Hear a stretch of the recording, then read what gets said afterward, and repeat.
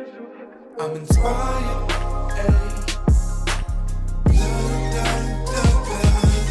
I'm inspired.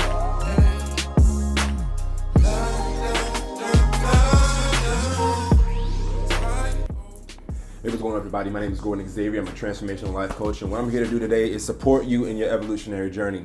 The idea that I want to share with you revolves around the ego, right? I'm sure many of you have heard of the term ego. And so what I want to share is what an ego is, right? And an ego construct. And each and every single one of us has an ego construct, right? I have an ego construct. My name is Gordon. I'm a transformational life coach, and I'm here to support you in your evolutionary journey. It's my story. It's my identity. And the ego is a very important player in our lives.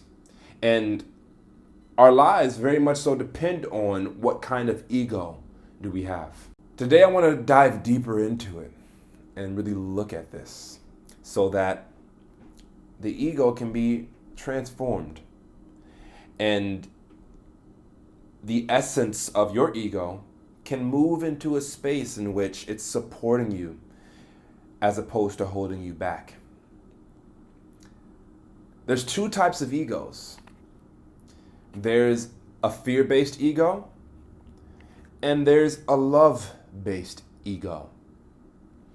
The fear-based ego is typically going about life in a way in which it's intertwined with the energy of survival. A love-based ego is typically intertwined with the energy revolving around thriving.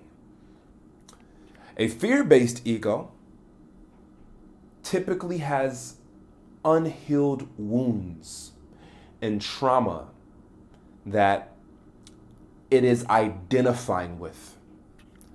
A love-based ego has healed those wounds, has looked at those wounds, and knows those wounds to be blessings in disguise. A fear-based ego typically has many things on a pedestal, right? It has many things besides itself on a pedestal. So it has money on a pedestal. It has the approval of friends and family on a pedestal. It has career and followers on a pedestal. A love-based ego doesn't really have those things on a pedestal. What's on a pedestal is God's opulence, right? Is the universe's abundance and beauty. That's on a pedestal. And it's on a pedestal in a way in which it's worshipped from a place of gratitude and connection, as opposed to how the fear-based ego may put these things on a pedestal and then stress at how, because it's so high up, it can't be reached. Right? And so I describe these two egos to give you some context as to, give you a few characteristics as to what each of these egos does. And to take it further, I believe in spirit. I believe in God. I believe in source. I believe in an energy, right? A life force, an intelligence, a supreme consciousness, an infinite intelligence keeping me alive right now and supporting me. Right? I believe in that. And so a fear-based ego, what typically happens is this story, this identity depends on itself as opposed to God. So what this ego does, the fear-based ego, the one that's trying to survive and is very in the mind, is very wrapped up and it is wrapped up in the details and doesn't trust the intuition and the heart. This ego edges God out. This ego edges God out. So, it looks at numbers and facts and data, and that's the only thing it trusts, as opposed to the life force running through its body, the spirit, the universe, God, right? This ego doesn't typically have faith. It only puts its faith in what it can see. Whereas this ego, the healthier ego, embraces God's opulence, right? And opulence means richness, wealth. So this ego embraces that, and it cherishes it, and it claims it, right? And when this ego, this identity, this self-identity claims this, not only does it begin to see the divinity around it, but it also sees it within itself, right?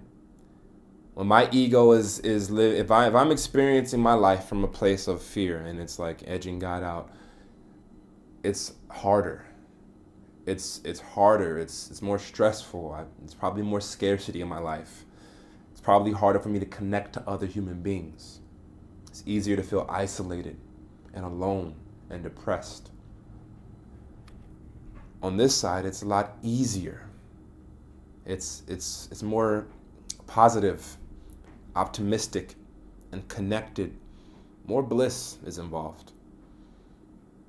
I'm able to, if I'm living from this place, I'm able to identify all of the abundance in my life, and I'm able to connect with it and to embrace it and to allow all the beauty that is actually around me to not just be around me, but to be in me.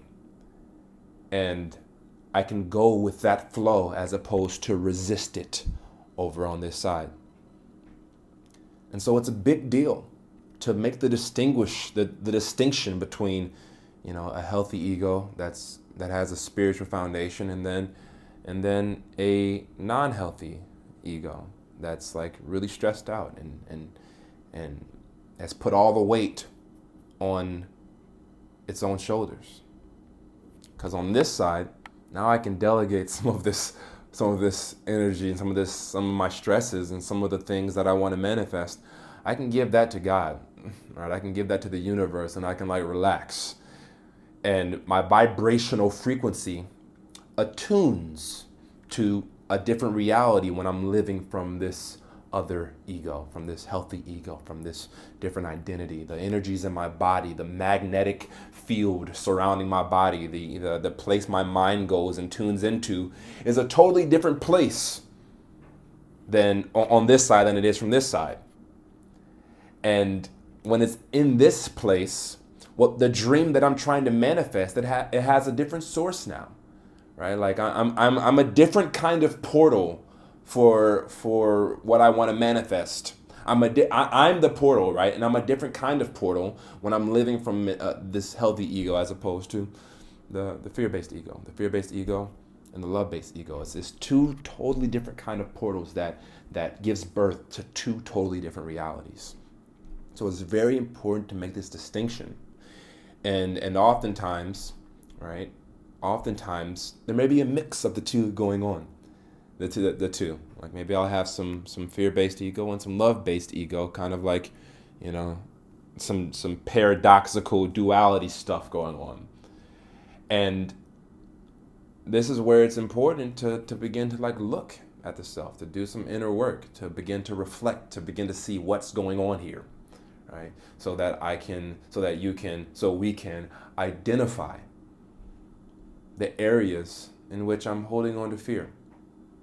And I can identify what areas begin to allure me into, what areas of my life, maybe money triggers the fear-based ego. Maybe love, right? With finding love triggers the fear-based ego.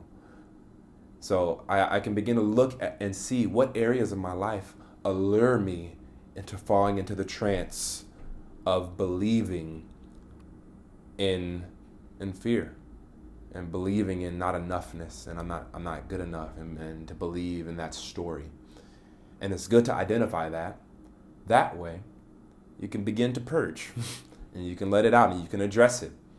And you can begin to surrender that over to God, to the universe, and transform your life, transform yourself, transform your ego. Let that old ego die. Have some ego death happen so that that ego that died can be reborn. And you can begin to step into the reality that you've always wanted to step into. But first, it starts with addressing the ego. Much love.